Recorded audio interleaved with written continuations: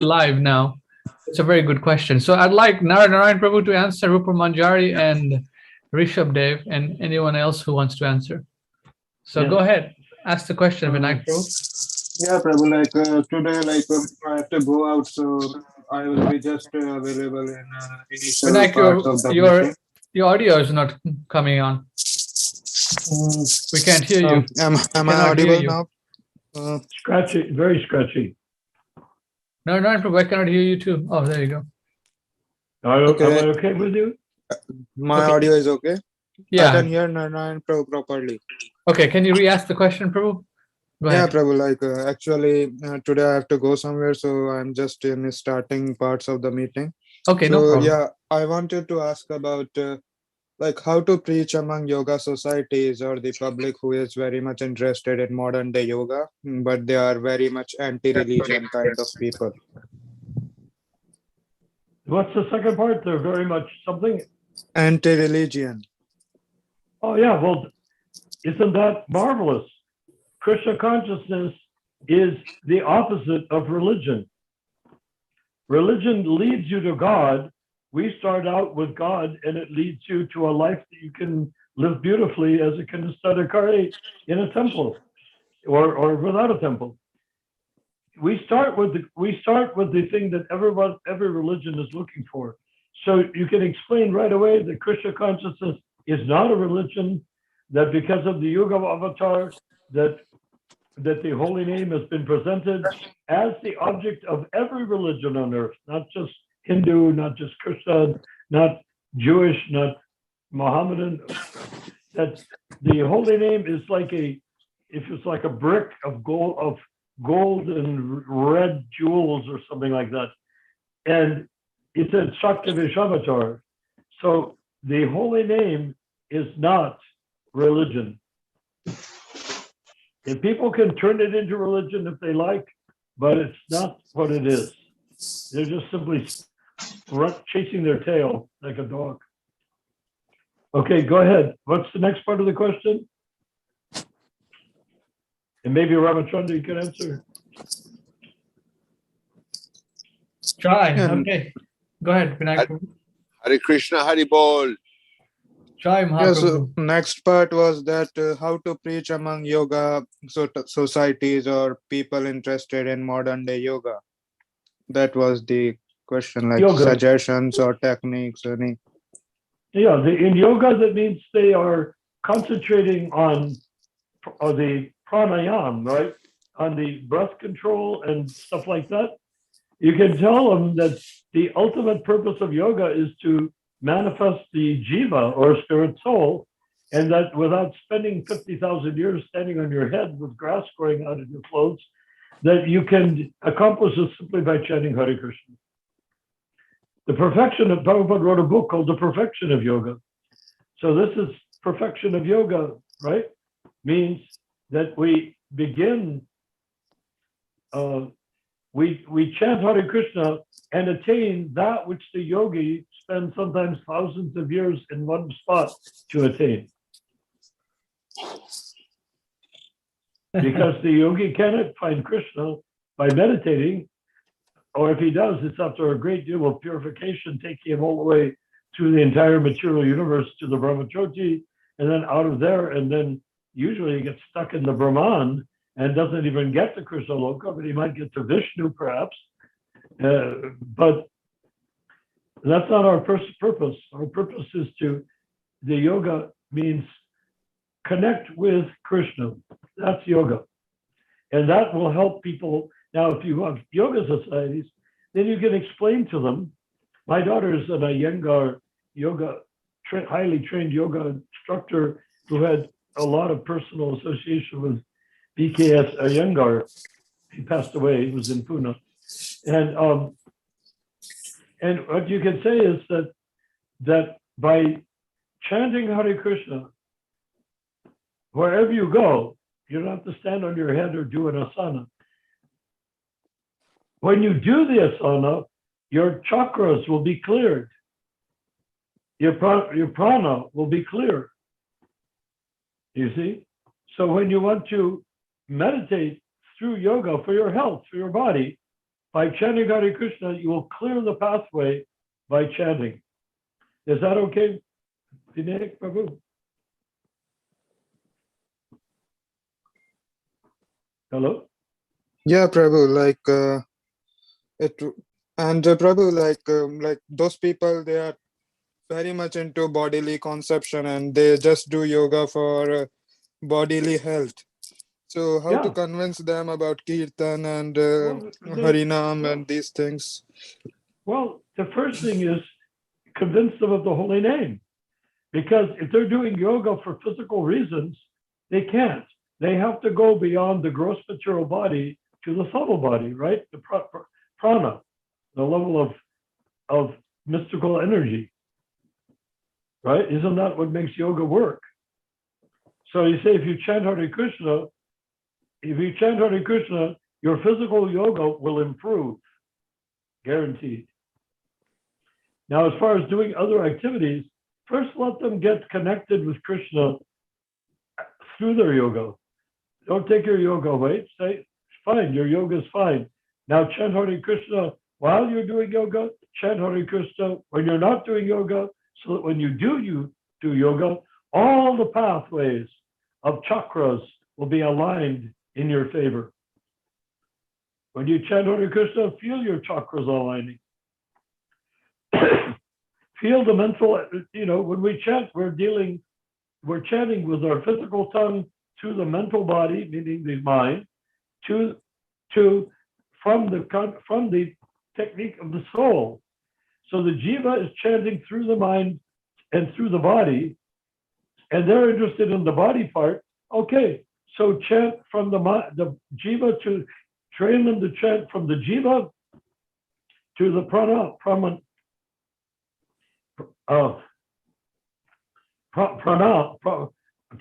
I'm sorry, to the prana yoga, and then from the prana yoga to the physical yoga, and they can use the Hare Krishna mantra to develop that. Then say there's more to it than that, and then you can start telling them other things. But first they have to get hooked on chanting.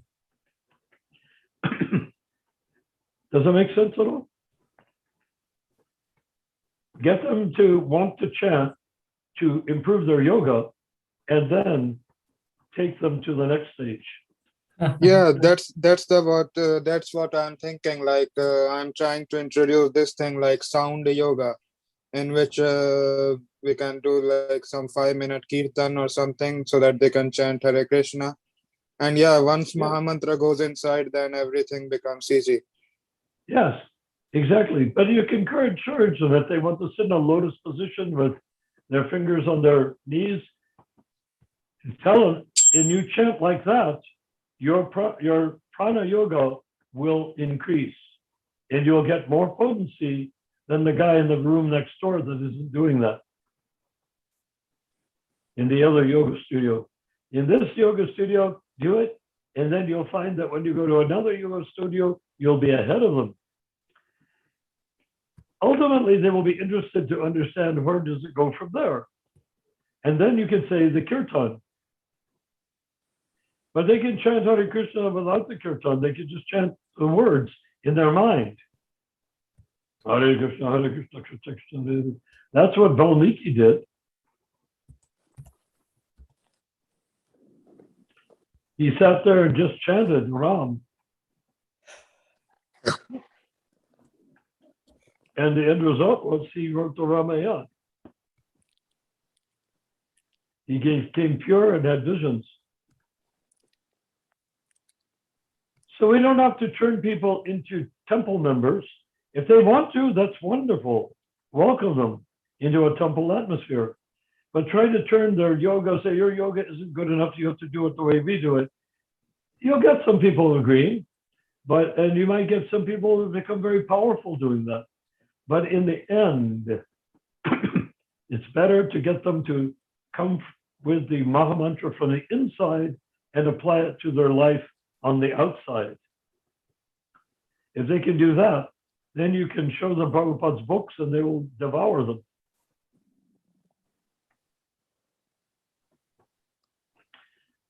Did I say the right thing?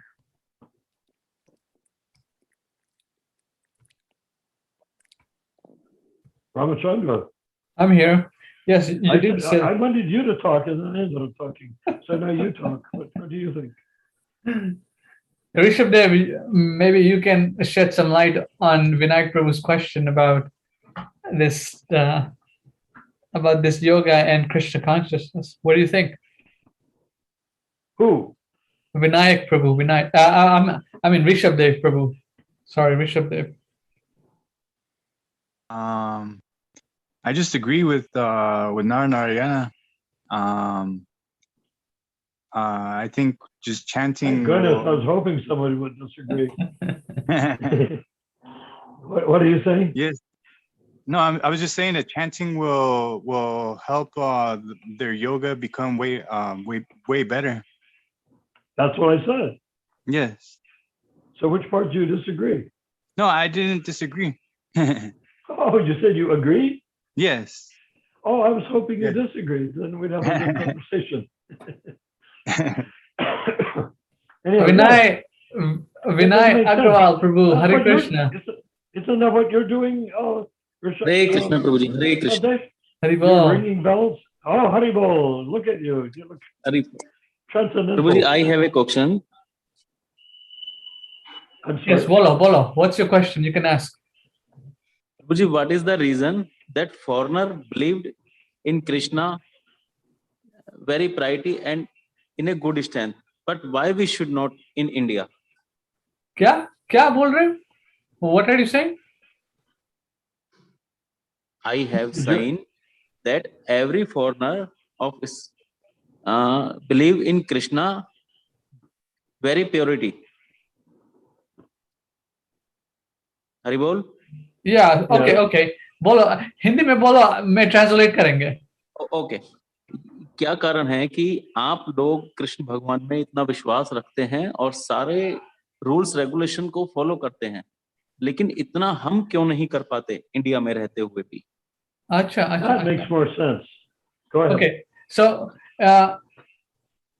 Vinay Prabhu is asking that you Westerners, how come you guys are so much attached to Krishna consciousness and you guys can follow the principles of Krishna consciousness so nicely than us Indians that we have lived in India, born of this Bharat country?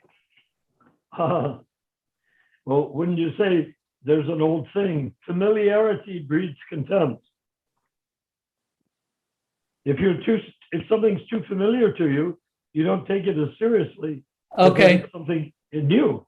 अच्छा, let me translate. So ये बोल रहे हैं कि आप लोग Krishna consciousness India में सब कोई है, बट आप लोग के बड़ाई हुआ है कि कृष्ण कॉन्शियसनेस में तो आप लोग सीरियसली लेते नहीं हो, मतलब कि सीरियसली ले नहीं पाते, बिकॉज ये बच्चों से सब कोई कृष्ण कृष्ण भगवान के बारे में बात कर रहे, आप लोग वेरी चीपली ले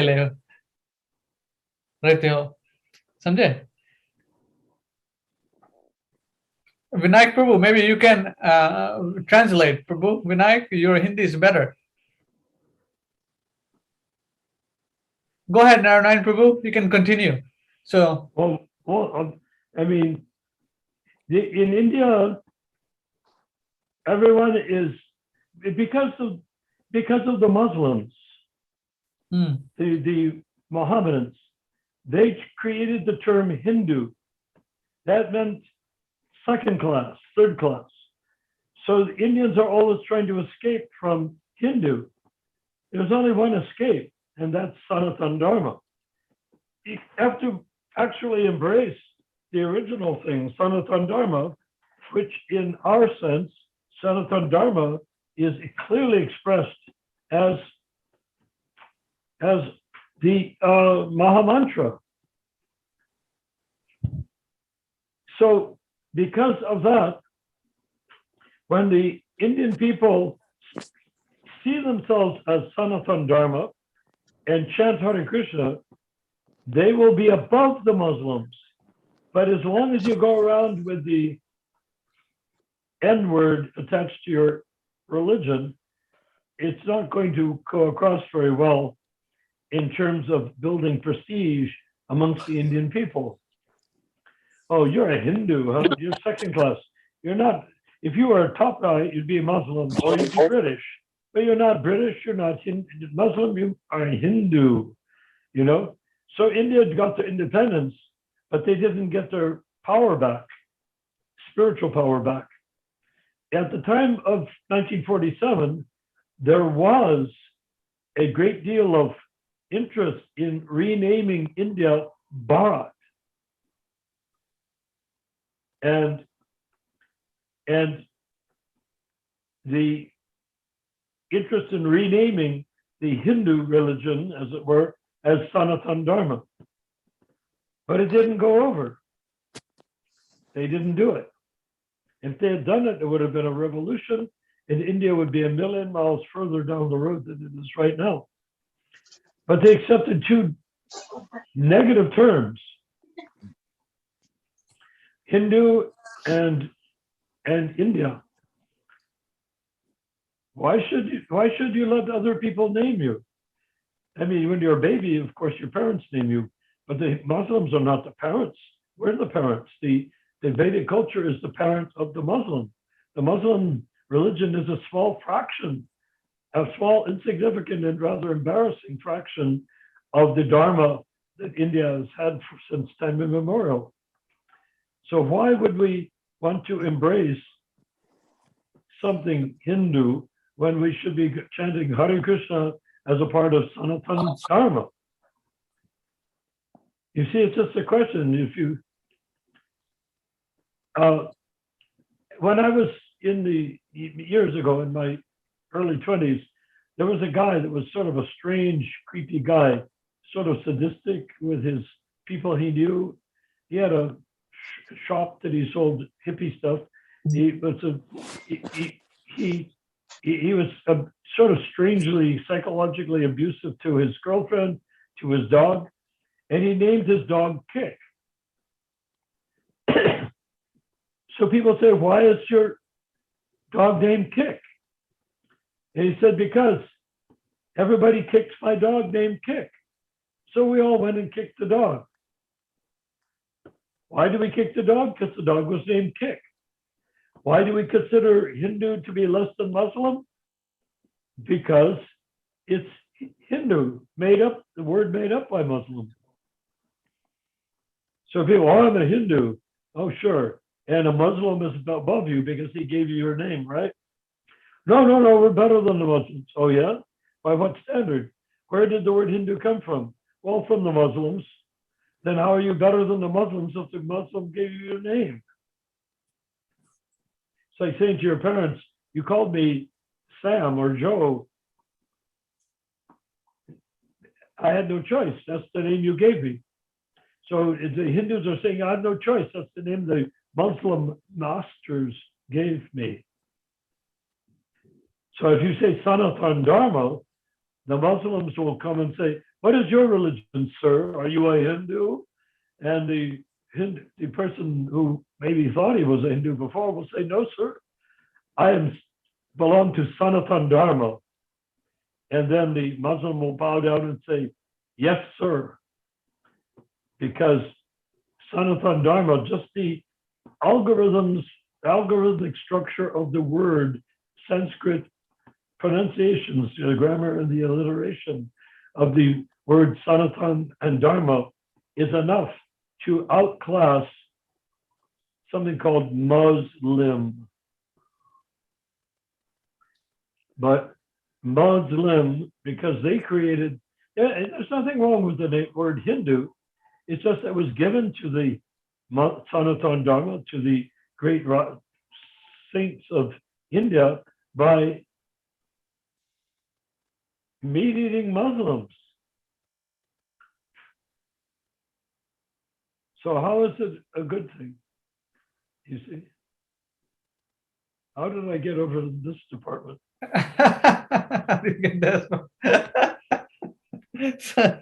Okay, Vinayak Prabhu, do you want to say something, or do you want to give a answer to that question to Vinay Prabhu?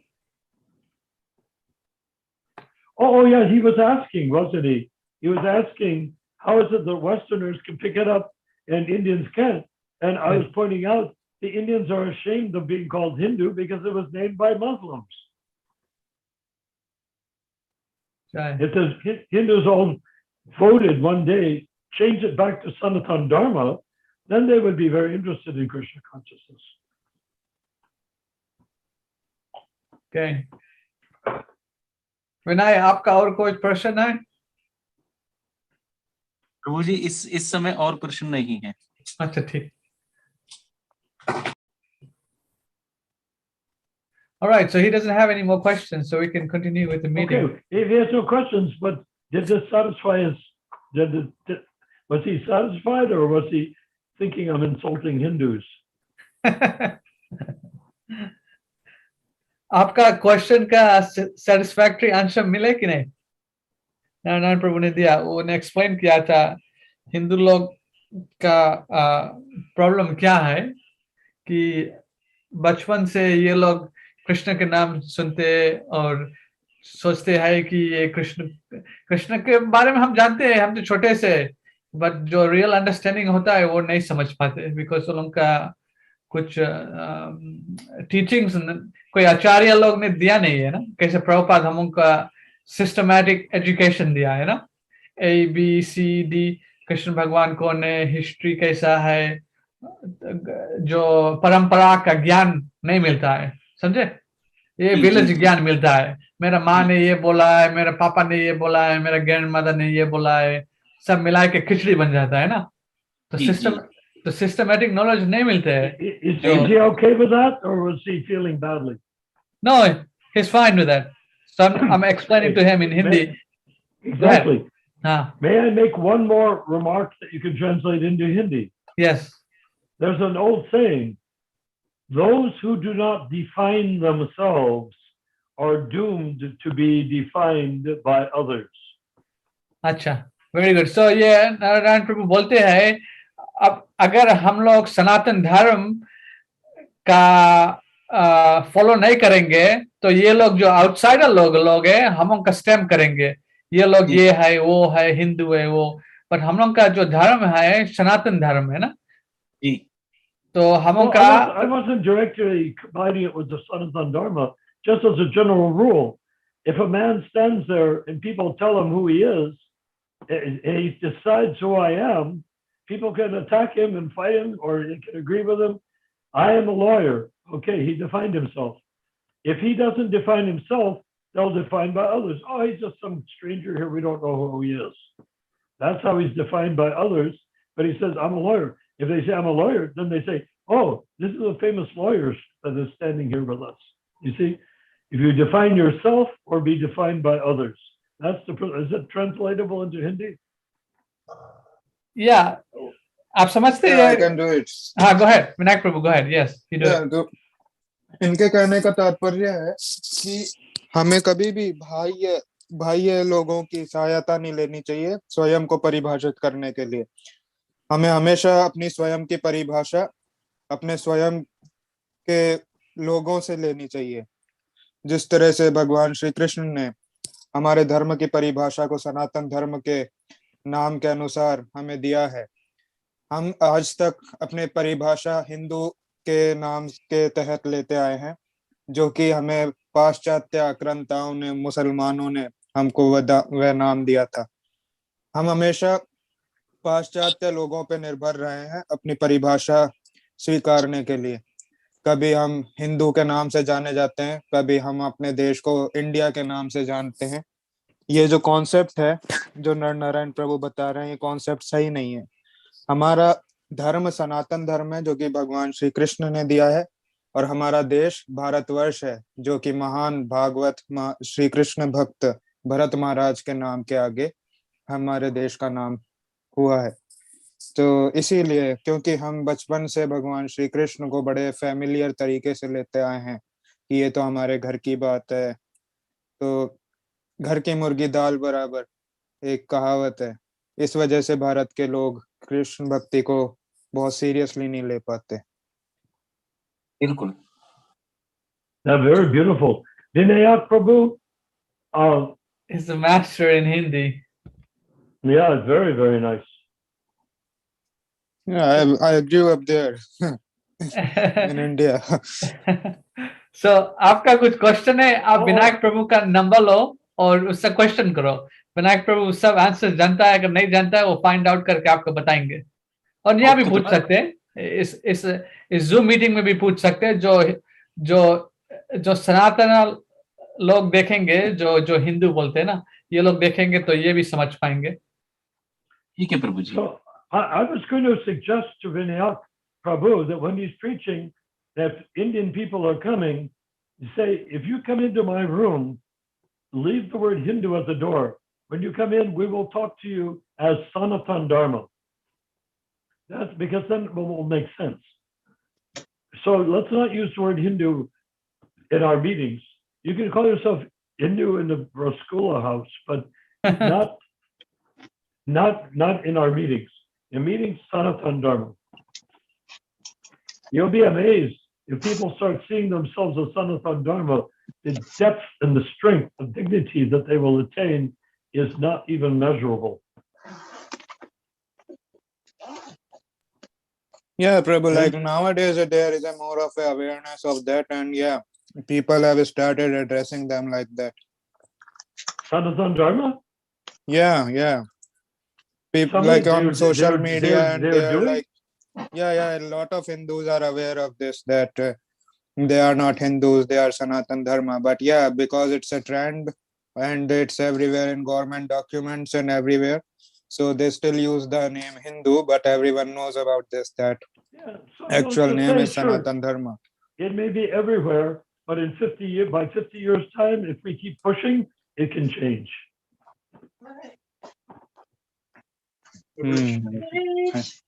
You know, all of Indian, everything will be Sanatan Dharma instead of India. Right. Yeah, I mean, Prabhupada's books, it's explaining all that, why it should be called Sanatan Dharma. And Prabhupada does not exclude anyone from Sanatan Dharma also. So everyone can be part of that eternal culture, eternal religion. Yeah, and here also, like once I went to an Indian businessman to distribute books so that he can distribute it to his friends or other people.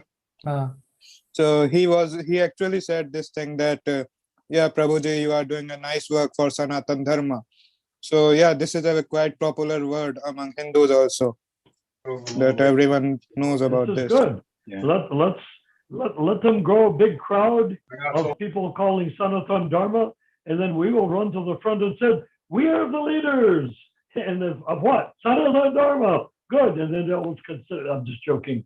That's what Stalin and Lenin did at the revolution, began without them. They ran there and said, we're the leaders of the revolution. And everybody believed them. They ran out of a Paris cafe where they were drinking espresso, and they went to Russia and they said, we're the leaders. So anyhow, we are the leaders. So let's keep going. All right, well, I didn't mean to interrupt like that. Yeah, okay. Vinay Prabhu, any कुछ question होगा तो आप बोल सकते हैं meeting में. Vinay Prabhu, anything else you want to add, Prabhu? No, Prabhu, it was very nice. Jai, okay. So now you have a formula. You bring the people into your apartment for kirtan, say, we are Sanatan Dharma, forget Hindu, leave that at the door. And if they're IT people, say, forget memorizing scripture. We're going after the algorithms of scriptural, the scripture words evoke a meaning. The meaning is the algorithm. Just like in computers, right? It's not your plastic keys, it is the algorithms. So we access the algorithms through sound vibration, not by writing, not by education, not by belief, none of that. It transcends our ability to believe.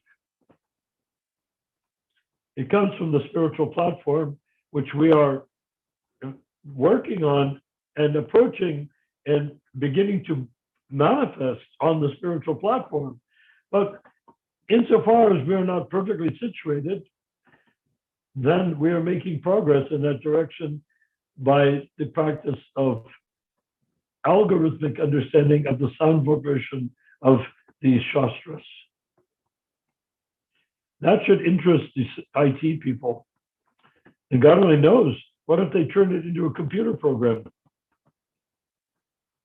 You could punch in any piece of information and out would come the shastric answer, not speculative, not cultural, but actually algorithmically coming from the sound vibration within the shastra itself.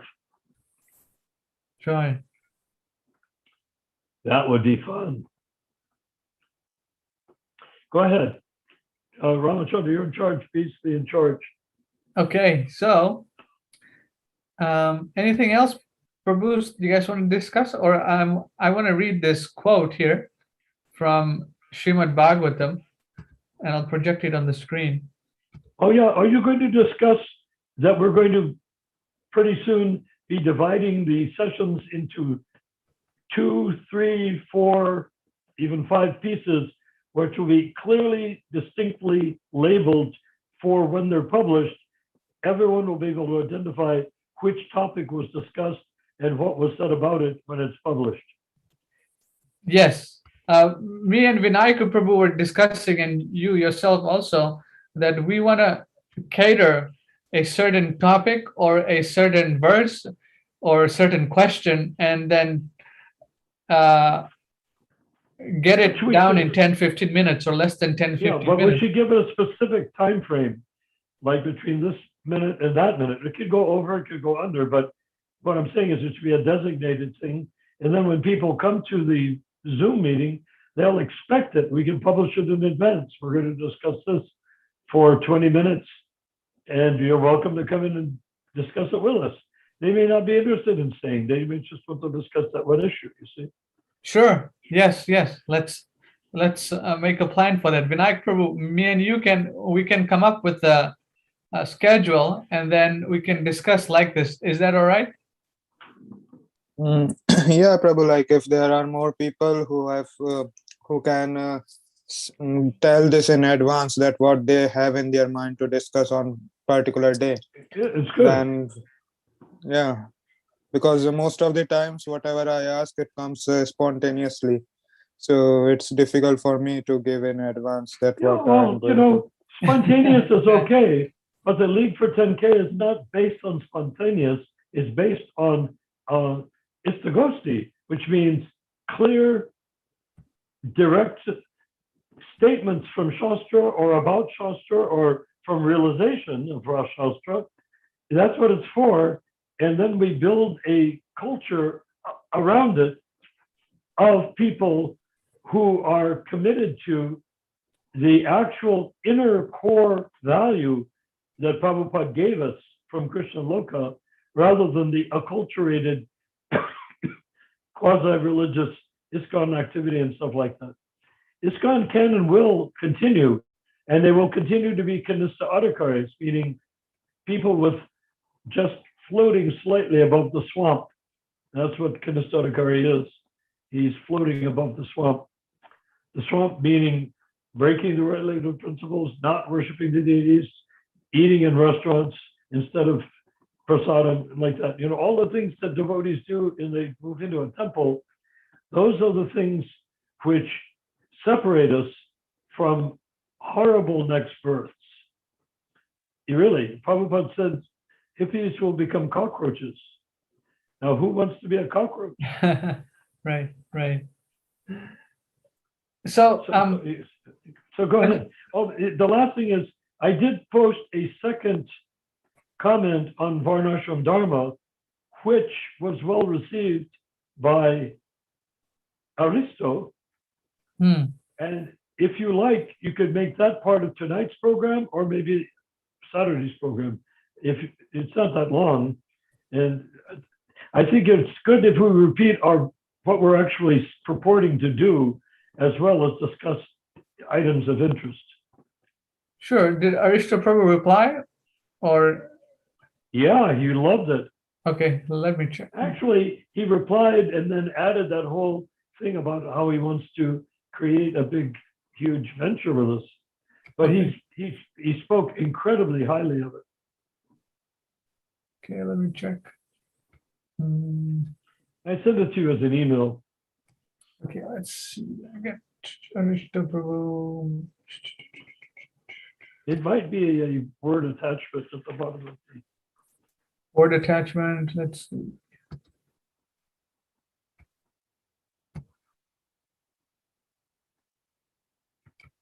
Attachment to.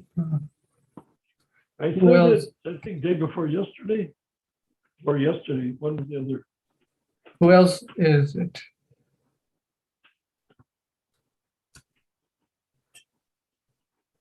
I send you things, but not. This was just not something random. This is. Let me see. Could you, Rupa, what was it called? The second essay on Daivavanashram. Let me look in my inbox.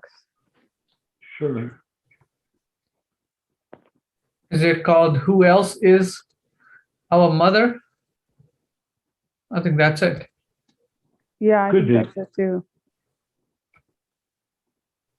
Well, Okay. double check your inbox. So there's nothing wrong with who else is, I think it is who else is our mother.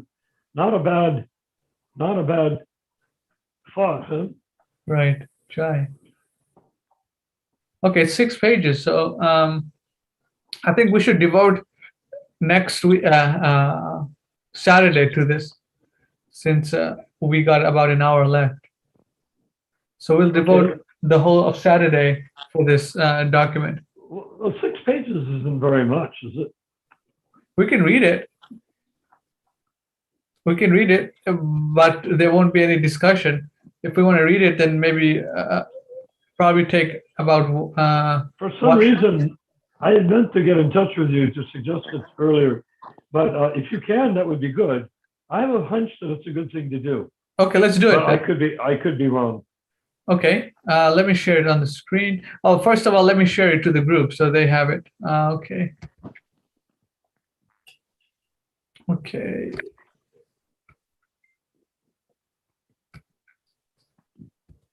Okay.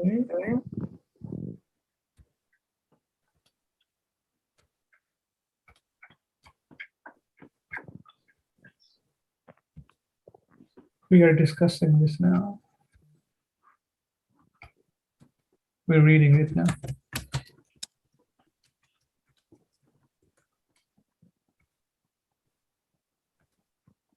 Okay, so Rupa Manjari Prabhu, can you read one page? I'll read one page, and anyone else who'd like to read one page? Should I start, or you can start? Sure. Yeah, go ahead, Rupa. Oh, okay, it's not being shared on the screen yet. 1 second. That would help. Yeah, I was like, what's going on? Okay, Ashram is a way of feeding whole sections of human society when the increasing global tendency towards social enslavement increases over time. With Ashram, as described in my earlier text, everyone works according to their ability and receives according to their need. While we can fully respect keeping cows safely as domestic animals, doing so will not solve the problem of human existence as Kali Yuga progresses. As representatives of Lord Chaitanya, and following the clearly stated mandates of Srila Prabhupada, it is our dharmic duty to provide a future for the survival of the human race, a future without animal slaughter or any exploitation of any one human being by another human being. We must start with the land. As time goes by and the farming industry collapses, more and more land will eventually be available for the taking.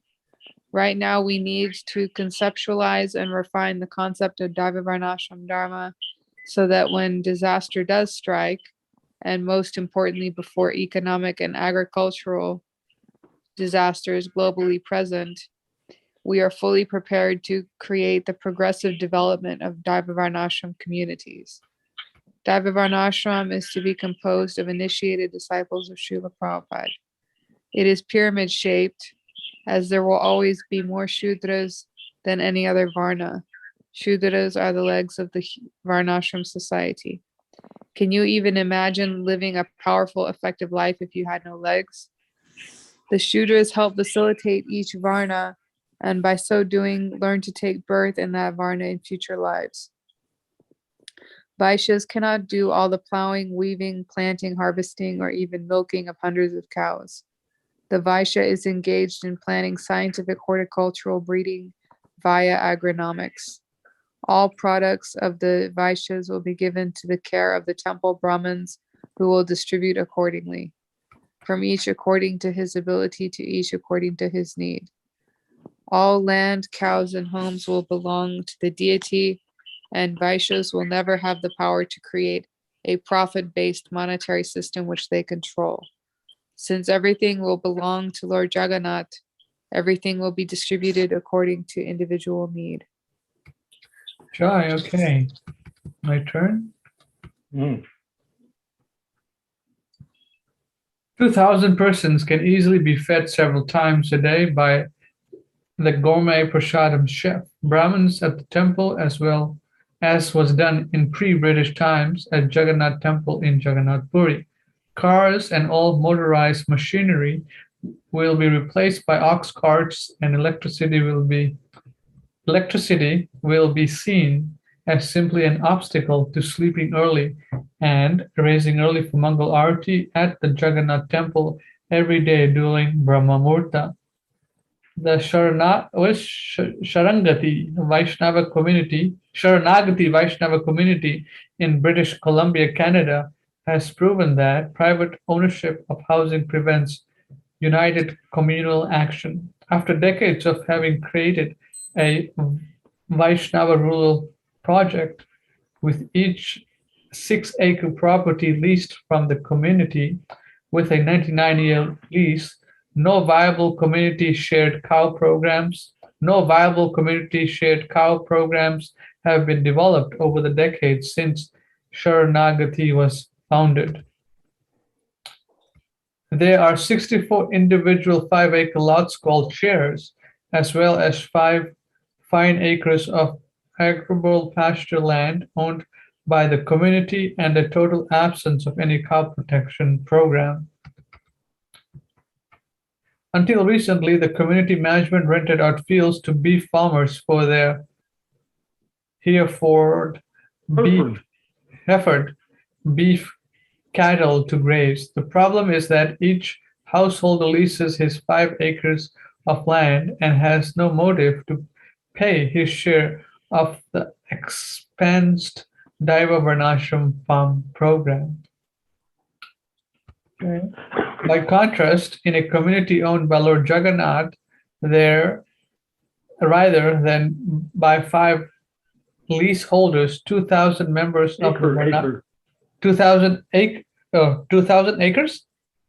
No, 5-acre leaseholders. 5-acre leaseholders, 2,000 members of the Varnashram society can utilize up to 10,000 acres of arable fertile land. Arable fertile land in such a way that several hundred cows, bulls, and oxen can thrive. In addition, many acres of land will be needed for the cultivation of cotton, wool, silk, linen, as well as materials like bamboo baskets and housing walls, as well as vast supply of vegetables to offer to Lord Jagannath. Hand or ox plow cultivated vegetables will be cultivated in ample quantity to be cooked by Brahmins into ghee-soaked gourmet prasadam dishes. Cooking alternated with offerings to Lord Jagannath will go on practically 15 hours per day. There will be no class distinctions or superiority of one varna over another. A temple Brahmin can bow down if he sees a Shudra reading Krishna book to his children, who by their own spiritual attainment may attain other varnas. All jewelry, ornaments, saris, housing, and other personal necessities will be provided on the basis of need without cost or exchange, as such things will be the prasadam of Lord Jagannath and be distributed was it equitably on the basis of need? Equitably, yeah. Okay. So who's going to read next?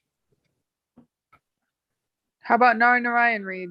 Sure. No, I'm not a good reader. I've got a gruff voice. Go ahead, Rupert. You do it again. I like you read so clearly. You both do. Okay, Rupert, your turn. Who else is here on our meeting? Maybe they can read. Who's that? Mohit Prabhu, you want to read? Hari Bol, Hare Krishna, Dandavat Pranam, Jai. Hare Krishna. Jai. You start off from the Brahmins. I'm a very bad reader. That too, my accent is Indian. So Indian accent. very- Oh, Indian log sunega na. very bad. Indian Very accent. bad. Indian log Let sunega. me. Which one? From Kshatriya? No, from Brahmins. Here. Okay, I'll read this 4 sentences. The whole thing. Brahmins will do. Yeah, sorry, Hari Bol. Yes, Go read. ahead. Brahmins. Bolo, bolo. Brahmins will do all the cooking. Brahmin pujaris will make the offerings to the Lord, as well as perform all necessary pujas, marriages, and initiations. Annaprashana ceremonies, Shraddha ceremonies, as well as temple maintenance and visionary planning. Next. Kshatriyas will protect the borders from Marauders who may want to attack, rape, and pillage the Dvaiva Vaishna ashram community in the post-apocalyptic years. Apocalyptic. Yeah, they will also screen Marauders as potential members of the Daiva Varna Ashram society and deal severely with those who simply present a mortal threat in any way to the community, or it is protected mother cows. Yeah. Guys, anyone? Please go ahead. Yeah. Okay. That was good. Vaishyas. Vaishyas will manage the quality of the Desi cow breeds, develop superior breeds of quality rice and wheat, vegetables, silk, etc. They will manage the vast amount of labor provided by the Shudras for milking, plowing land, weaving cloth, packing and harvesting crops, making plowshares. What is this? Harnesses for oxen and horses, clay pottery, iron and brass cooking pots, ceramics, as well as livestock maintenance under all Vaishya supervision, as well as active participation. No one will simply be in charge while others work. The Vaishyas will manage the Shudras, but work with them equally side by side when creating the crafts and cow protection protocols. No one will lord it over any other member of the Daiva Varnashram society. Statistically, a 2,000 person community will certainly need to be protected by quite a number of cows. Shudras will perform the skilled physical labor to aid and support the other 3 Varnas. Just as our legs support and empower our bodies, Shudras will be given equal quality housing, clothing, jewelry, saris, and all the other amenities based on their actual need. A Shudra with 10 children will require a much larger living space and more things for the larger family than a Vaishya who has 1 child and prefers to live austerely. Since Brahmins will live in the temple with Lord Jagannath, they will require practically no personal possessions at all. All of their clothes and personal items will be directly linked to their daily use as pujaris, Gurukula teachers. The only possession would be a lota, sleeping clothes, kopans, etc. All etc. will belong to Lord Jagannath as part of his seva. Rupa, your turn. Land use. Land use. Up to 2,000 Vaishnavas can occupy up to 10,000 acres of fertile and well-aquified land. Of course, to begin with, one might need to start on that size land with even less than 100 motivated devotees who are possessed with a clear vision of the Varnashram Dharma to come. With all lands, buildings, resources, cows, fabrics, etc., owned by Lord Jagannath, it will not be difficult to expand rapidly once the format has been established. A comment on small cow protection programs. As is currently practiced, if you only have a 5 or so member community, how will you be able to prevent marauders from attacking your ashram, killing and roasting your cows, and harming the women and children? Having fully armed kshatriyas, they can defend the periphery of your varnashram community. United we stand, divided we fall. In terms of the bulk of human society is concerned, as soon as hunger and poverty set in, segments of human society will feel entitled to rob, pillage, and kill to get what they feel that they require. As of December 2021 in the USA, criminals claiming disenfranchisement are robbing, looting, and burning down segments of historically very nice cities and communities driven by a sense of entitlement. Just see wonderful Seattle, Portland, and Chicago, as well as many other formerly peaceful cities, now attacked by unruly, gang-infested mobs who feel entitled to rob, murder, shoplift, etc., with no fear of punishment or even jail time. Kshatriyas fully armed with military-grade weapons and fortified entry points to the community will be able to prevent encroachment of such Mad Max-style vigilantes who may see a well-run cow community as easy fruit for the picking. Conclusion. At first, our Daivavarnashram farm communities may not resemble the ultimate vision of Daivavarnashram Dharma. In fact,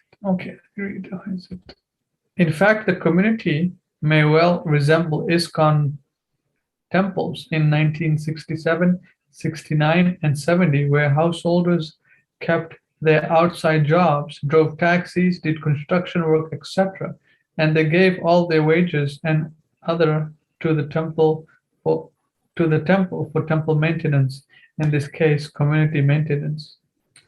As the community develops, money can be derived from street sankirtan, complete with book distribution, the sales of crafts, items, artwork, etc. An essential beginning would be based on even a simple Jagannath temple being built or repurposed from an existing building on the farmland. Cooking and deity worship must be communal, as in ISKCON temple, and Desi Indian cows can be obtained in sufficient quantity to begin cow protection. At first, use of computers, cell phones, automobiles, and other items considered normal for personal use would be restricted only to use that benefits the community. Okay, number 6. All foodstuffs not immediately grown on the land will be purchased ISKCON temple style from wholesale markets. At first, the lifestyle will resemble life in early ISKCON temple, which was essentially a carefree existence. Men and women would live separately, as in early ISKCON, or the community can build lodges capable of communally housing multiple families as in Indian villages, as well as in the style of Navajo Hogans in the USA Midwest.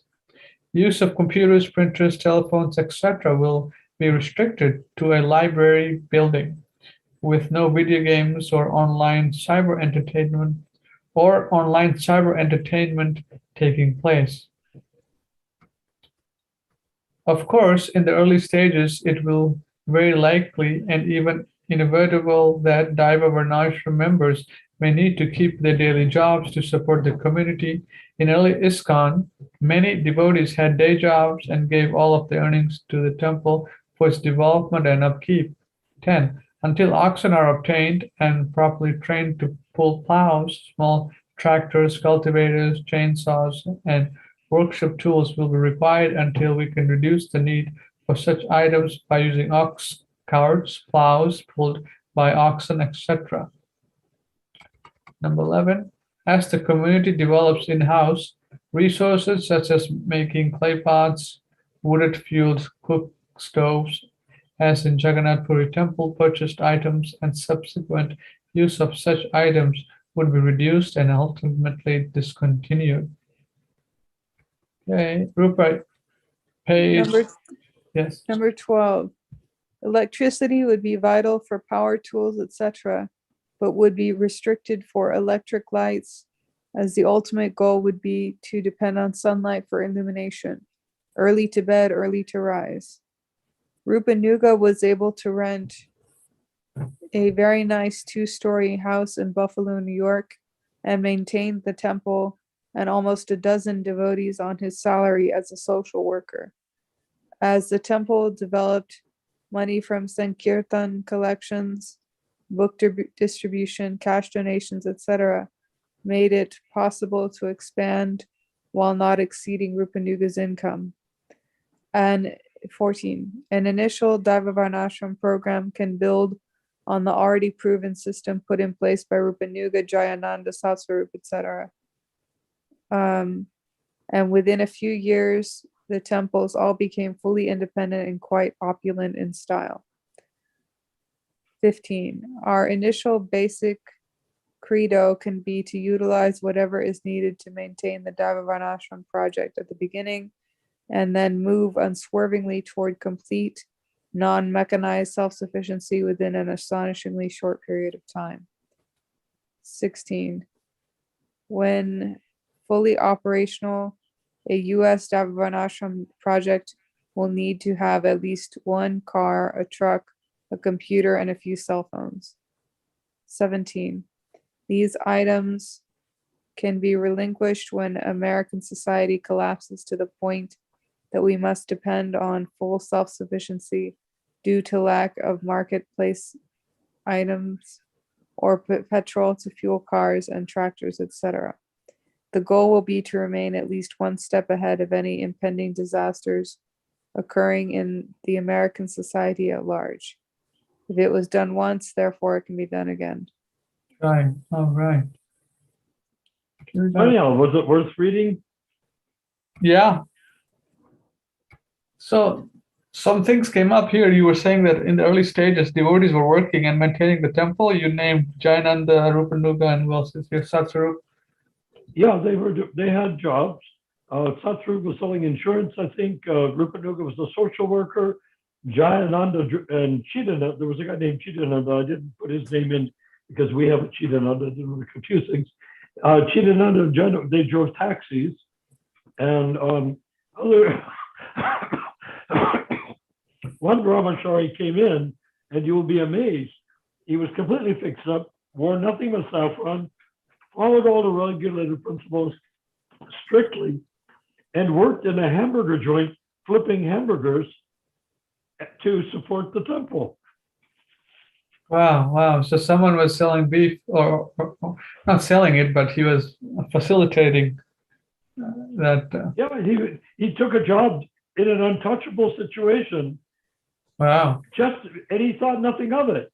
He said, I'm a devotee, and I'm collecting money by working, and Krishna is the recipient of my work, so where's the problem? And nobody saw a problem.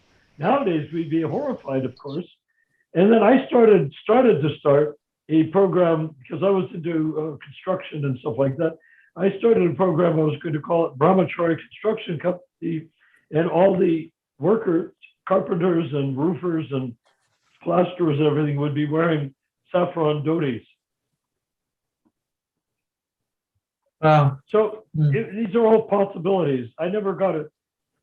I did some work like that, but it didn't get fully off the ground because I got sent around to all sorts of places in ISKCON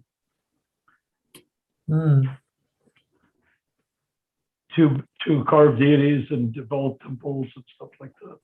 So who is this Suchitan? What? There's some devotee named Sachatan. Who's that? It's joined our group. Yeah, Such Hare Krishna. Whoop. Who's that? Suchatan. Is it Mohit? It's Oh, Suchetan. Suchetan, huh? Anyways, I wonder who that is. Oh, well, welcome, Suchatan Prabhu. Hare Krishna. All right, Could we let's. ask, where are you? Yeah, that'd be a good thing to know. What part of the world are you? He's in the cyber world, or she's in the cyber world. Anyways, Yeah, of course. we'll continue our program. We don't have much time, so. Any questions regarding this document? Let me share it again. Vinayak Prabhu, you've been hearing anything you want to say, Prabhu? Question? Yes. No, like it seems fine, but just thing like the distribution of the things that Prabhupada was saying, that distribution should be handed over to Brahmins. I think distribution should be handed over to Vaishyas. The distribution of articles in our Varnashram community. The trouble is, how do you prevent the Vaishyas from them setting up a commercial profit basis for themselves? Yeah, so a lot of things, like even Brahmins can do that. Well, they can, but they would not be able to get away with it. If you have a whole community, all you have to do is tell the Shudras, the bulk of the community being Shudras. I like to joke that the purpose of Vedic culture is to support the future Sudras, because there's more Sudras than anybody else. So feeding the Sudras is the number one job, right? So, but if everything belongs, I'm just going by the way Lord Jagannath Temple works, it used to work in Puri. You bring everything to the temple, then the Brahmins distribute, the Pandas, they call them in Puri, distribute everything according to need. So that if you have a big piece of land, a small piece of land, you give it all to the temple, then the temple will feed you and everybody else. Why do you need to make a profit? Why do you need to, it's not that you're a slave, you're not a slave. And if you have to buy equipment, that's deducted from what you give. Yeah, so then how will we check that everyone is working honestly their part of work? There will be what we're talking laziness here, and people, yeah. a community of 1,000 people, you can keep track of them on the back of your hand, practically.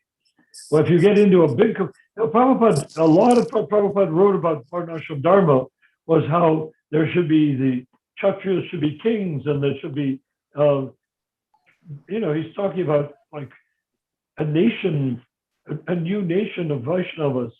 That's possible, but I'm thinking that to get it to work, we have to make an example that works. Just like when a person is coming up with a cure for disease, not Ebola, not COVID. When a person is in a laboratory, he's working with a microscope. But when it's applied, like if he develops a new way of reading the wheat, he does that in a laboratory under a microscope. That's a very small environment. When it's used, it goes over hundreds and thousands of acres. So I think that if we build these small communities, what the least it will do is provide shelter for them.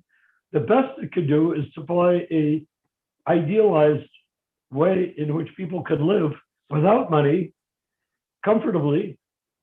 As Prabhupada, I've been reading other things written by Prabhupada on Varnashram. He keeps saying, if you have land, anybody has some land can grow something. Anybody who can grow something can use it to survive, to eat it. Anybody who eats it doesn't need to go to the store. That was Prabhupada's position.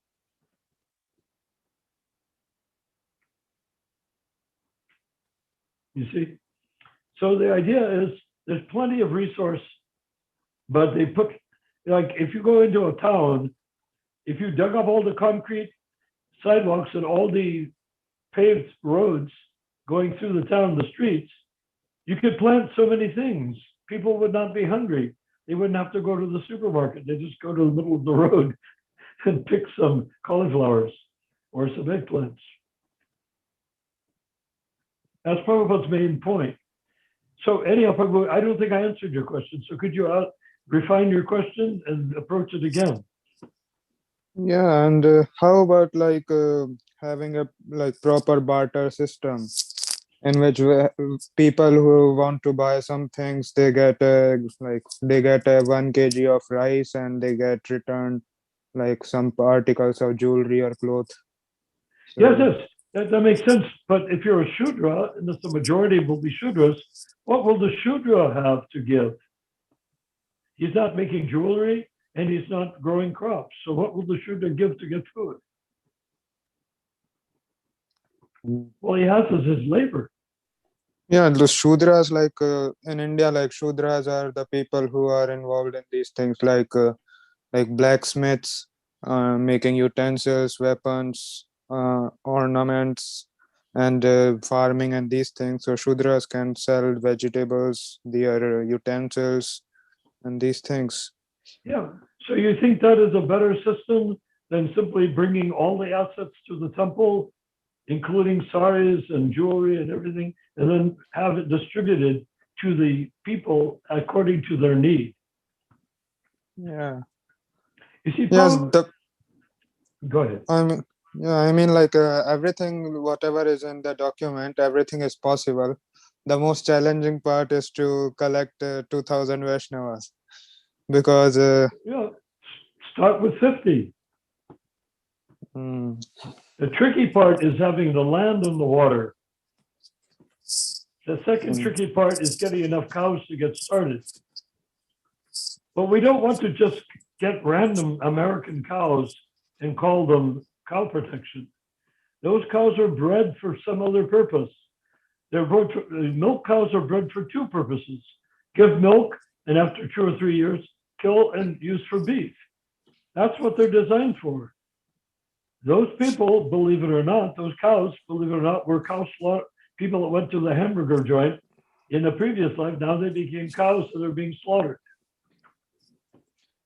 Yeah, actually in Texas, there is one Indian community who has this kind of cow protection program. They are running a Goshala with all Indian breed cows, all desi cows. Yeah, they brought them over for a different purpose, but then the Hindu or Indian people got attached to the cows and they began to use them for cow protection. We should not stray. Rupa Manjari, I've asked you that at the last session, but I don't think you got a chance to answer it. What is in the hump of the cow, the desi cow, that comes out and nourishes the soil? Gold and copper salts. So what's the bad part?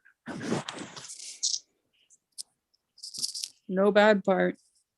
No kidding. Gold and copper salts. So if that comes out of the cow in the form, does it come out in the urine of the cow? The urine and the milk. Just imagine what the urine of the cow does to the soil. Supposing you have average or slightly above average soil or a below average soil, sort of sandy and dusty soil. By the time the cows continue draining their milk, their urine onto the soil and their cow dung, the land becomes enriched. Rupa Manjari, wasn't there a person that got this program of turning cows loose in somewhere Africa or something like that, in like desert land, and that the cows just running loose turned it into arable pasture land? It was one of those programs. I forget what they're called. Oh yeah, I forget the guy's name. Alan Savory. Yeah. Yeah. So describe.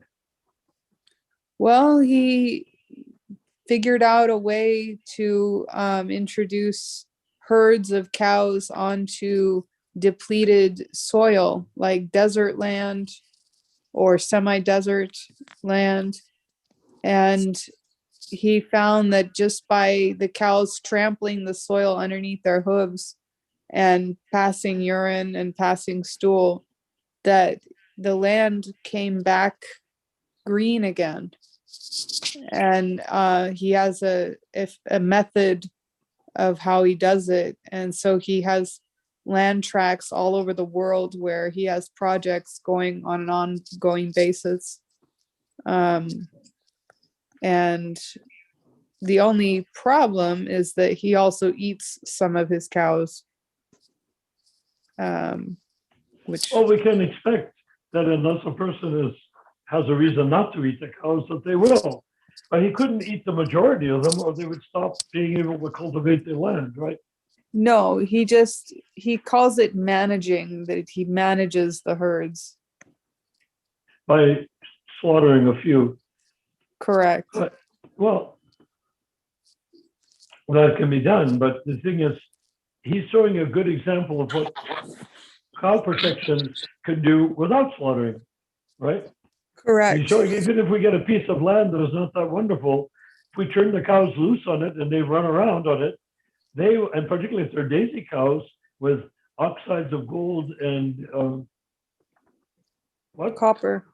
Oxides of gold and copper draining into the soil, they will end up with wonderful cows on wonderful land, even if the cows, we should start with wonderful cows, because if there is a big disaster, how the hell, shall I say, can we get good cows from India if there aren't any boats going back and forth?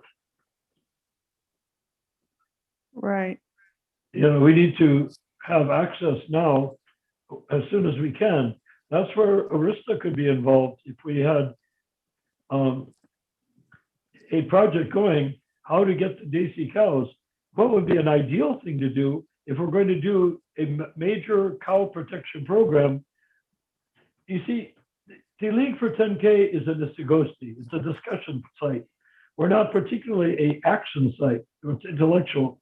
However, we could create and correspond with and be in connection with action sites, one of which would be, how about just getting huge numbers of daisy cows and breeding them scientifically with the right bulls and the right cows? I just thought of this at the moment. You get all these cows and bulls, and then as we would then develop the Varnashram communities. And as we develop the Varnashram communities, just like that. As we develop the Varnashram communities, then the cows would be bought, traded, given to these communities. And that would then, because I was raised on a farm, one of the problems you're ever going to have with animals is interbreeding. If you interbreed them too much, they come out weird, just like people do. All the royal kings of Europe ended up deformed because brothers married nieces and stuff like that. And it just got to the point where they had cleft palates, mentally retarded. And the Egyptians did the same thing. The pharaohs did. Brothers married sisters and stuff. That's fine on paper, but what it ended up with is like King Tut had a crippled left leg. So we have to be very careful of inbreeding, in other words. Right. So, but this process that Alan Savory came up with, that's gorgeous, isn't it? Because then you run all your daisy cows, you select your breeds, get them together, and let them do their own thing, meaning they will eat, mate, sleep, and defend, right? I mean, they're cows, aren't they? We do, they do. So they will eat, sleep, mating, and defending of the cows. And if the Brahmins, you see, the Vaishyas, aside from milking them and aside from plowing the soil, the Vaishyas need to be the agronomists. Why am I using the term agronomist? Prabhupada used that term. I just looked up the term agronomist a few days ago, and it doesn't mean what Prabhupada, it doesn't always mean sometimes what Prabhupada said it did. But what it meant is, you see, now agronomists are in charge of Monsanto and stuff like that, hybridizing for profit. But the real agronomists were, Prabhupada said that the average Vaishya in the Vedic times had more knowledge than the most advanced agronomists of today, which means that the agronomist was busy crossbreeding, hybridizing. So if you have a cow that gives 10 liters of milk, by the time you finish crossbreeding, it'll give 15 liters of milk. And if it has a certain amount of cream value, when you finish, it has more cream value. And when it's got the stature, yes, you get it, you breed it for the right form, for the physical stature, and you make it so that the udders of the calves can easily nurse on the udders. These are all the things that an agronomist does, and that's what the real job of the Vaishya is, plus hybridizing crops, getting eggplants to be, well, I don't know about eggplants, they're not allowed in Tory, but or potatoes or tomatoes, but whatever we have left over after that is cauliflowers and squash and whatnot, and all the Indian vegetables, Kerala in particular, buttermelon, that can all be cultivated and in the soil that the cows have made whole. So even if we get bad land, the cows will make it whole. And if we get good land, the cows will make it better. So anyhow, where do we go from here? Somebody needs to say something. All right. We got about 30 minutes. 30? 30, yes. Oh, that's good. So take off with it. But what do you think? Why doesn't everybody discuss what was read and not necessarily change the subject now, but talk about it a little bit and see what you want to say about it? Let me put it back on the screen. 1 second. All right. Well, it's not that we're going to go through it line by line. It was a whole concept of Brahman, Vaishya, Shudra, Brahman, Kshatriya, Vaishya, Shudra. Yeah, some things we still have to research, like how was it divided during, how did Prabhupada wanted it done? So, like, I have not yet seen him go into any detail on that. Oh, you haven't? Okay. I will tell you something that I'm noticing. I have these books right here. Where are they? From Bhakti Raghava?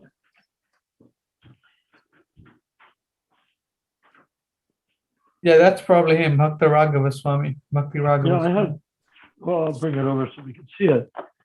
I have his book, Make Vrindavan Villages, Bhakti Raghava Swami. Right. Let's see if I can hold it up so you can see it. Can you see it? No. Where is it? Oh. Anyhow, there it is, backwards. Bhakti Raghava Swami. Here's another Bhakti Raghava, Towards Global Varnashram Culture. Sounds wonderful, doesn't it? Try, yes. And here's one that was written by so humble. Let's put his name.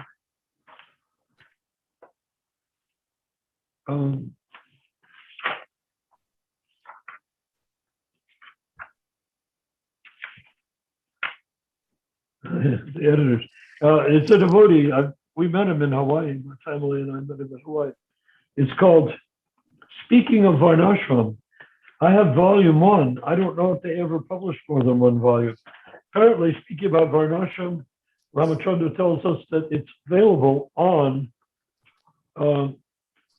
online. You can download it, which is good, considering that they only, how many books did they print? It's supposed to take off.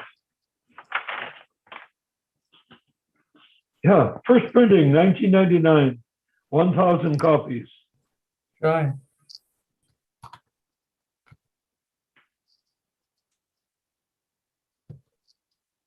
So the work has been done. They've taken quotes of Srila Prabhupada explaining this and put it in the book. Well, there's another book in Australia that's big.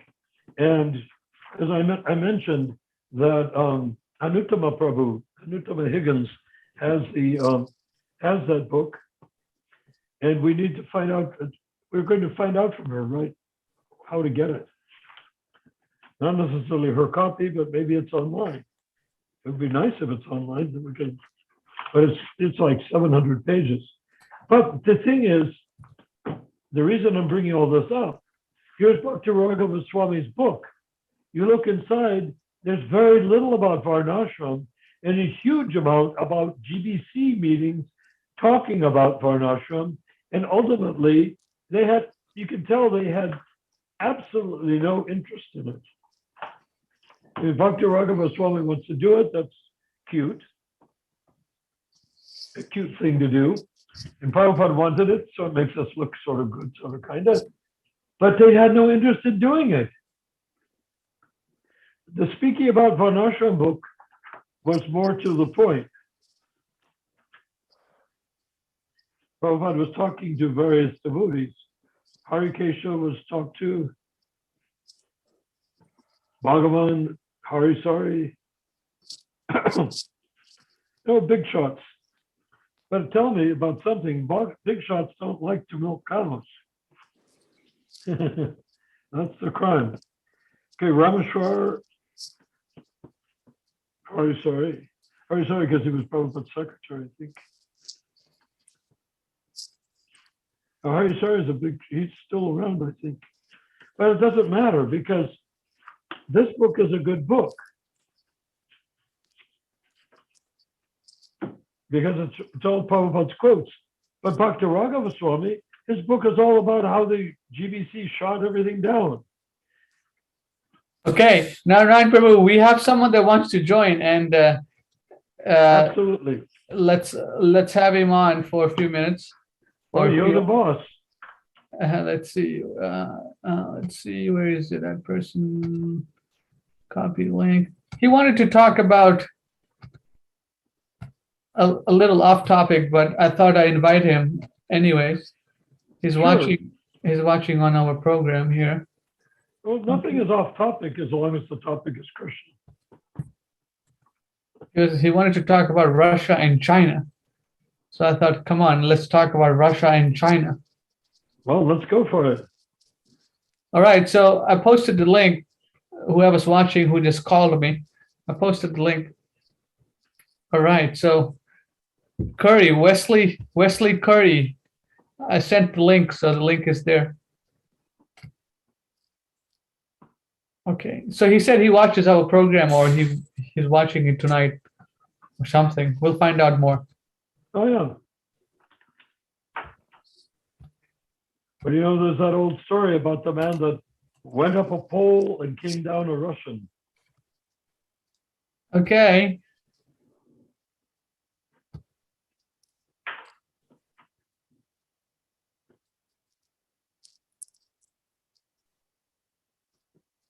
He's coming on. Anyways, let's get him to join. Okay. Well, in the meanwhile, He's there now. and what's his name? Curry? Hare Krishna, he's right there. Haribol Prabhu. I like your noble countenance. Okay. Wesley, Curry Prabhu, nice to have you. This is going to perhaps, I hope this won't upset you. I'll try just to be honest, and it might sound like bragging. My name is Wesley Lawrence Curry II. I am in Huntington, West Virginia. I am the man who prayed that everyone be given fish and bread and a healed tooth. I have been given the dove of Jesus Christ. It is not something can be filmed with cameras, but I think that you have seen visions of what I am going to do in the future. To do what? Well, I'm going to say, I don't believe in Jesus's forgiveness, and he showed me a dream of a foot cut off that did not bleed, and I do not get involved, and I fail you when I do not get involved. And he showed me palm trees with orange red, in the bottom dark green leaves, in the top leaves dark green, and I am often double-tongued and double-minded and double-hearted, and I fail you that way. And I fail you. When I fail you, I fail Jesus. And that is the two creatures, one cutting off the foot and the other smiling, but neither saying a word. And I'm going to say these words, and I'm going to ask Jesus to turn Mecca to dust. And he is going to turn Mecca and all Qurans and Krishna text and Buddha text and all perverted Bibles and all Torahs to dust. And on that day, all with the Omni bar, a laser print branding of a UPC code, who have by that time a disease called the black of spotches of gray, revealing their soul in their flesh. shall be killed by Jesus and die in the streets unburied. Now, I do not know when this is going to happen, but it shall happen in this time. Okay. Are you aware that Jesus was the disciple of the Rabbi Hillel who created the Essene sect? You say, I didn't say. It's historic. And the Essenes were vegetarian, that's good. as was Jesus. Well, he ate fish. Well, that may have been a symbolic term for something else. Just like when it says in the book of Genesis, the plants and whatnot will be as meat for you. It doesn't mean flesh, it means food. Because eating meat used to mean food. Pulse, I believe, is the word in the Bible, and that means beans or Yes, vegetables. Yes, pulse. Pulse, yes. So that's the whole question is that people have taken, well, you can see, I mean, Jesus, the Prince of Peace, how much blood has been shed in the name of the Prince of Peace? How many people enslaved in the name of the Prince of Peace, right? How many genocides in the name of the Prince of Peace? We talk about the genocide of Jews in Second World War, and the only reason that's a big deal is it's recent. But you go back further, my God, the Hittites, all the early civilizations, Jacob's relatives that came to Canaan after he became famous for these prophecy of the 7 fat years and the 7 lean years. It's described in great detail, bloodshed. Isn't that amazing? And by the way, Jesus, Well, sad. you know what we can say about the golden rule. People always say it's the curse of Christmas, it's the golden rule, not Christ's Christmas. Give unto others that which you have them give unto you, or do unto others what you have them do unto you. It doesn't work out very well that way, because if I give you a $50 present and you give me a $30 present, I feel ripped off. If I give you a $50 present, you give me a $100 present, I feel ashamed. The actual golden rule, Jesus' Gospels were actually written by Hillel. And Jesus was a great follower of Hillel. He was an Essene himself. And his gospel of the golden rule was not do unto others that you would have them do unto you. Do not do unto others that which you would not have them do unto you. Do you like that? Do not do. In other words, don't create bad karma. Don't harm others if you do not wish to be harmed. I fail you whenever I blame or accuse anybody of anything. And when I fail you, I failed Jesus. And he showed me a vision that had a full moon in it. And I also watch too much TV. That's magic. Or if I were to sell a prayer for money, that's wizardry. Or if I were to use a drug without a doctor's prescription, that's sorcery. Or if I were to see a miracle and not tell, that's witchcraft. And I have failed Jesus doing those things. And he showed me in the vision spinning of gold and silver that was rusted, half in the ground, half out of the ground, bigger around than my outstretched arms. And that's what the spinning means, that I fail you by doing magic, wizardry, sorcery, and witchcraft. And when I fail you, I fail Jesus. Well, that's a beautiful thing to say. Very beautiful thing to say. And you know that Thomas, who is known for doubting Thomas, Thomas actually in Aramaic means twin. Twin. Because he and Jesus were both healers. So after the crucifixion, when Jesus painfully walked his way towards Kashmir, they would heal people along the way, until finally Jesus said he wanted his gospel spread to India. So he induced Thomas to go with an Indian merchant. This is all at the time, just right after the crucifixion. And then to go to India, and he founded the Thomasian Christians, who are still existing there in Kerala. The disciples of St. Thomas, the same St. Thomas, doubting Thomas, except there's no doubt about him there. They were killed. He was killed because he brought his doubting propensity into the temple of Kali, a Indian demigoddess. He went into the temple of Kali and he doubted Kali's divinity, and so they killed him. The worshippers of Kali killed him. Do you know what they were called? They were called thuggies. And what is a thuggy? It's a person where we got our term in English, thug, meaning a hardened criminal. So the thuggies killed St. Thomas, but Thomas, his body is there in Madras, I think, or I never get clear whether it's in Madras or in Kerala. It's in a special casket. It has not decayed in over 2,000 years. Well, I did see in the vision people, and none of them were dead, and none of them were whole, and they were in parts in a square pit. And that means in those days men shall seek death and shall not find it. Men shall desire to die, and death shall flee from him. And the depth of that pit, I cannot tell you how deep it is, for I do not know. It's an unknown depth. And it means I fail you whenever I make ultimatums and unfriendly orders. And I failed Jesus by making ultimatums and unfriendly orders.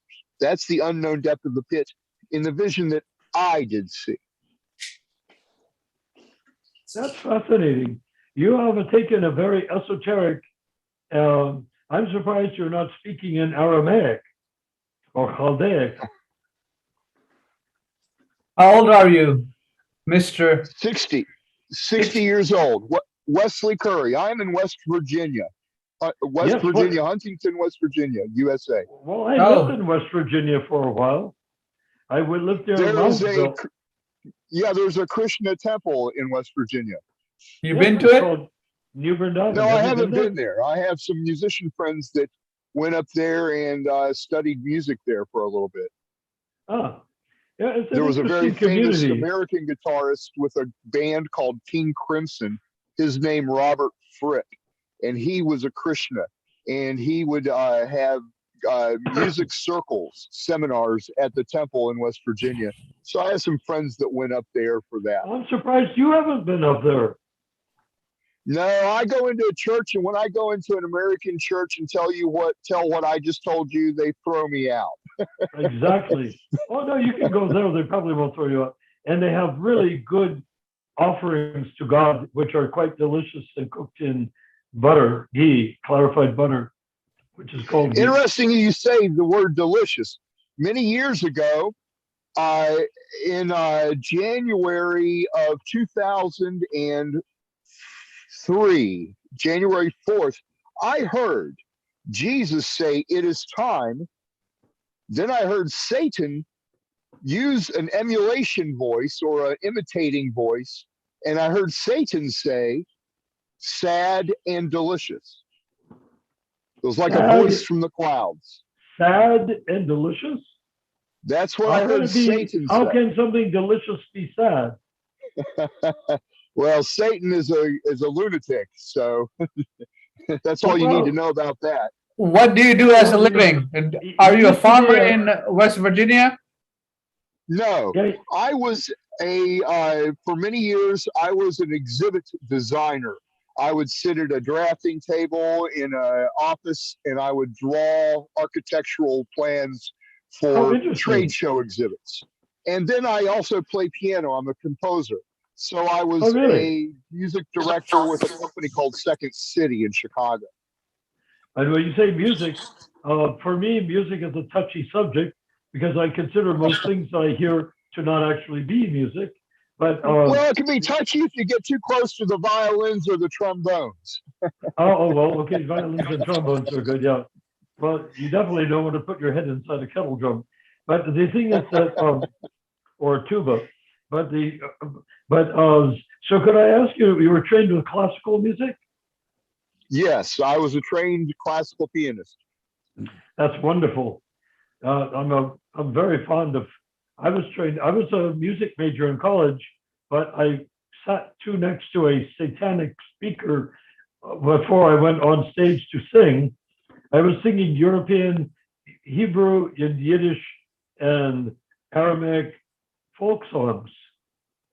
And in college, I was a featured singer. But when I went on, sat next to the big speakers, I lost my hearing from rock and roll. So, Not a big. do you have a piece of land there where you are? How big is your land? No. I moved to West Virginia 4 years ago to compose orchestral music, mostly for films and symphony orchestras. But I had some difficulties with some landlords, and I want to say some bad, wicked things about them, but I won't. And I'll just say, because of events that were not for me, were against me, I am now homeless, living in a tent next to the Ohio River. Well, let me see your tent. Where's your tent? You're becoming like Jesus, like the Essenes. Wow, the that's your tent, huh? Yeah, let me turn the light on for you. One moment. Yeah, turn on the light. The Essenes would be traveling in poverty, right? Wow. Well, I'm not in poverty. I have an income. Let's see. I have a heater, and I built a bed that's up on stilts so that I can store down underneath my large boxes with my art supplies, clothing, land tools. Wonderful. I built a little table where I can cook some food, and I have a camp battery that gives me about 2 days worth of electricity for things. Where is your electrical source? Well, I'm not far from the downtown area, and I just go to a coffee shop or to a mall and order a tea or a coffee, and I power my battery up there, and then I bring the battery here to the campsite. So everything, including your heater, operates off the battery? The heater is propane. I just have a 20-pound propane tank that I recharge, every week or so.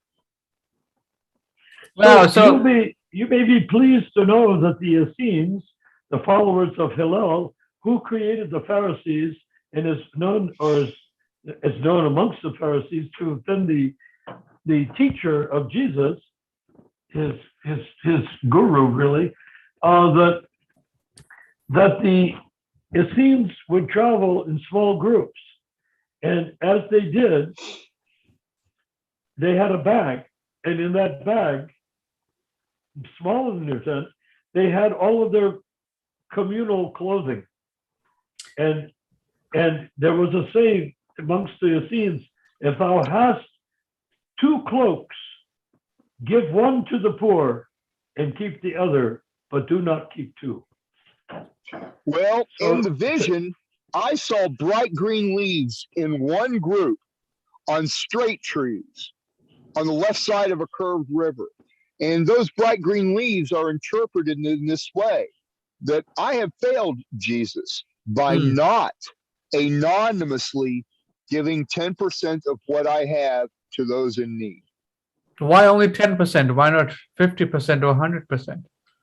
Well, I think 10% is tithing, and it's also tithing, yes, but sure that's when church, I do to do that's so church without stuff. putting my name on it, without letting who is receiving it know it comes from me. Okay. Yeah, that's the second degree of Jewish charity, is to give in charity, but not to put your name on it. Oh no, the third degree of Jewish charity. First degree is you give somebody some money in the street, like anybody needs some money. Then the second degree of Jewish charity is to create like a place where people can come for food and shelter like that. The third degree is to do it, but without putting your name on it. You do it anonymously. So that's That part is very important to me. yes, it's a high ideal. When you take it up to the highest degree of Hebraic charity in Arabic, you probably know the term. Have you heard tikkun olam? You've run into the term tikkun olam. Okay, I will explain. Tikkun Does that olam. mean you do not It's 10 be? o'clock, so we can't take it for too much longer, Narayan Prabhu. Okay. Does that Tikkun mean olam. you do not be or not you do not be? Tikkun olam means create a world of such unity that charity is no longer required. And that's what Karl Marx started out with as his philosophy, and he quickly went off the rails, creating an unusable philosophy of, dictatorship of the proletariat, which is ridiculous. But his original idea was from each according to his ability to each according to his need. He got that because he was Jewish. He was practically a rabbi, scholar. From each according to his ability to each according to his need. And so that's what you're doing now. You're living according to your ability and your need, which is perfect. What I have plenty of food. I have plenty of money. The safety is the main issue here. The other people that are homeless tend to be drug addicts, and there's a lot and argumentative in most of their daily social ways. There's always an argument about something. So I have to keep I have to look over my shoulder about that. But what made you interested in our program that we're doing? How did you stumble upon this program? Well, tonight I typed in Zoom link live, and your link came up, and it said it was a philosophical discussion. So Who that says there is me. no God? Who says Well, I have there a is question. no God? You have come to I us. believe Jesus said to you, "Tell the vision, and you shall heal without money." So, having told it, Jesus, would you heal a tooth in these gentlemen's mouth, and on this day, bring to them 2 angels that present fish and bread or a vegetable, that if they say thank you, Jesus, they may eat it, and it be real, not be a ghost, that it be the veil between heaven and earth be removed, and the food be given to them. Because Jesus, I go, why the vision? Why? And that's the black shoe, and it's cut off with the foot. And I fail you, Jesus, not uplifting the Holy Spirit like a pearl in my soul. And that's the white sock on the foot that was cut off. 2 kg into account that the fish mentioned is a type of vegetable, sort of like a okra or something of that sort. Looks like a fish. I've heard that word. I saw my soul. And I, at the time, claimed I was a believer in Jesus, baptized, washed in the blood, all of the words that men had trained me over the years. Exactly. Washing yourself in the blood of God is a disrespectful thing to do to God. The scales of my judgment were removed from my eyes one night as I slept, and my head was lifted, and I saw my soul was wicked death, ashes, dead gray, like clinging to barbed wire. And I saw the ashes were all soaking wet with a clear and clean oil, but it was death. Those ashes are death, as in the wages of sin is death. Every time I did a sin, part of my soul became one more flake of an ash. And in the belly, I saw the Holy Spirit of Jesus, the vision that I told you, like a large pearl of snow white light. But I am so surprised that you say my soul, because I don't have a soul. I am the soul, and I have a body. I am the soul. You are the soul. The body is not pretty the much soul. destroyed mine by my wicked ways. And my No, soul you looked can't like be destroyed dead ashes. because the soul is part and parcel of God. Well, The soul I had is a been so fragment of God. wicked and evil that there was no clean place left from my toe up to the top of my head. It was all We'll clean you up here. We'll clean you up here. You can take a diamond and put dog excrements on the diamond, and that completely pollutes the diamond. But when you clean the diamond, it's just as good as if it had never been polluted. Same with you. You cannot destroy your soul. Your soul is, you cannot destroy God. You cannot destroy who you are as the part and parcel of God, the infinitesimal part of God. All of us are infinitesimal parts of God. That the book of Genesis partially describes, but there's so much more than that. There's a great deal Well, I to be believe I had understood. destroyed my temple, and that telling the vision now, restored my temple. destroying your temple, yeah, we're all doing that. I'm old enough to be your dad. I don't know. You might be. Well, You might be young enough to be. In a couple of days, I'll be These days, it's hard to 78 years say. old. A couple of days, I'll be 78, and you're in your 60s. Really? Yeah. Yep, just about. You'd be if you were 18 when I was born. Yep. I reached You puberty were when I was born in over. what, 1943, 1942? I was born in 43 December. Wow. But you know, I reached puberty when I was 11. Very frustrating thing to do. For years, I was obsessed with flat-chested girls because that's all there was around when I was 11. I'm just having a little bit of humor here. That's funny. So you're on our show now. You should come back. Are you I willing would to like come to. back? Yes, absolutely. Tell me when I will subscribe to your station. What name should I call you? Is Ronald the name that you go by? Yes, that's fine. He's Ramachandra. All right.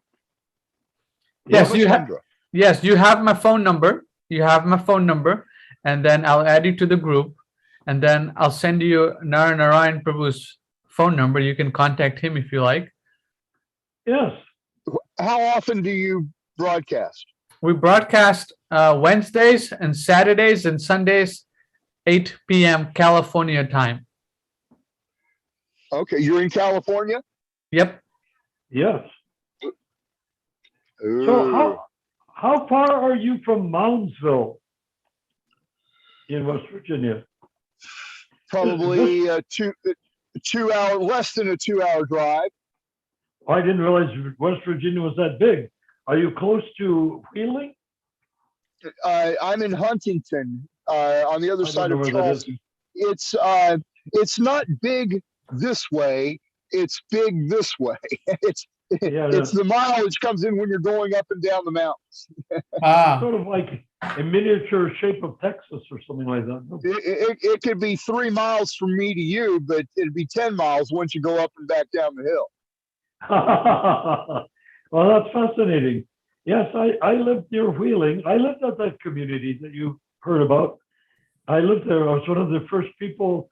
I went there in 1968, 1969, 1970, 71, 72. I spent periods of time there. I built buildings there. So I was involved with that community. So what do you like about our program? You are very welcoming. You listen. Yes. Because we're all brothers. It never hurts. You can never be harmed by listening. No. And it's a favor that people around me do not seem to share with anybody anymore. Well, because are you a vegetarian?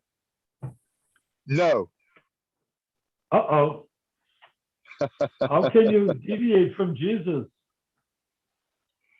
Yeah, he doesn't like it.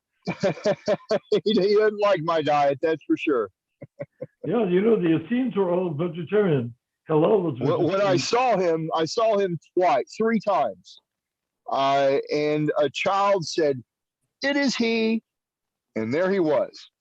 Olive skin, dark, very dark skin, black hair, white robe.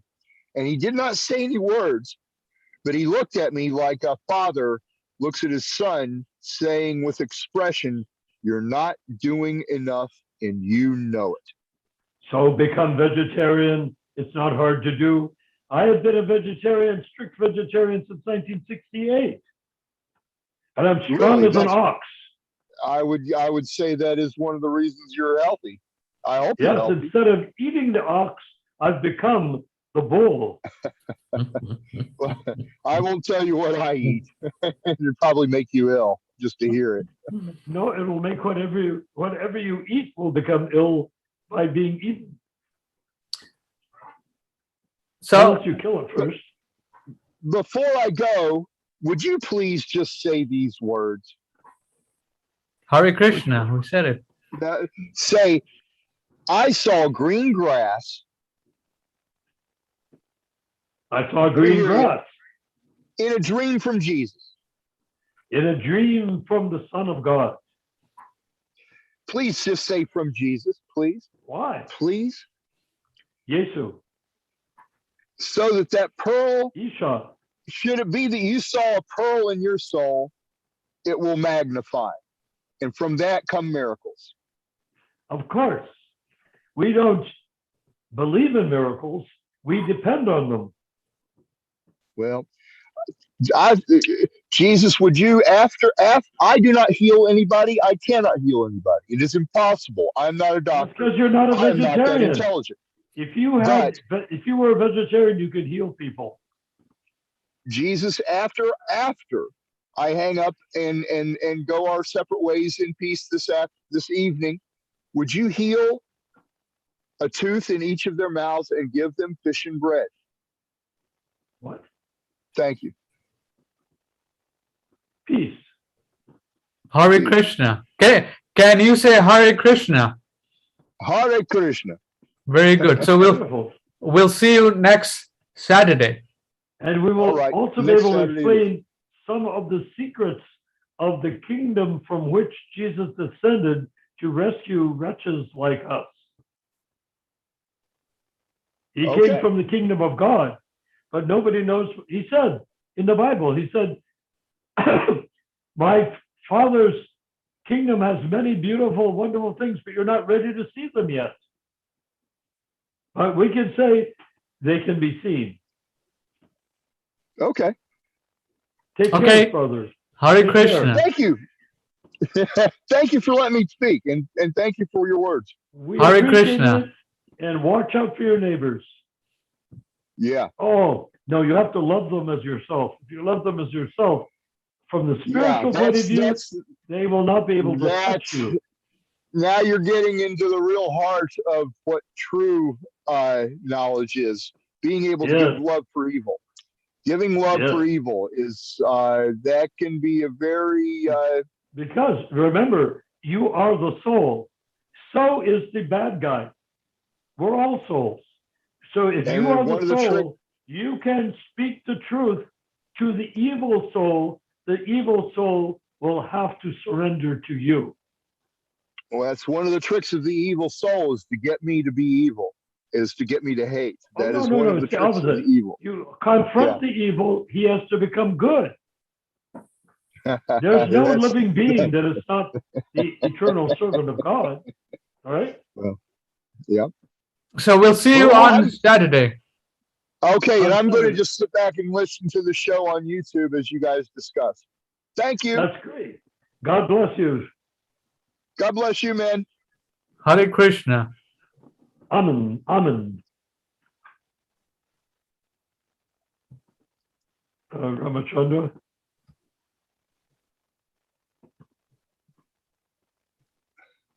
All right, so Narayan Prabhu, let's end it here. It's 10:15 now. Thank you very much to all our Did devotees. that really happen? Is Yes. Wesley Curry we were speaking to? Yes, that was him. His picture is here. He looks totally different without the beard.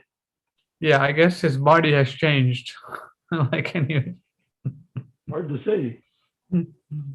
Well, anyhow, that's interesting. All right, Prabhus, thank you very much. We'll So, speak again. Is he still on our line? Are we still live? Yeah, we're still live. We'll go off now. Thank you very much to all the devotees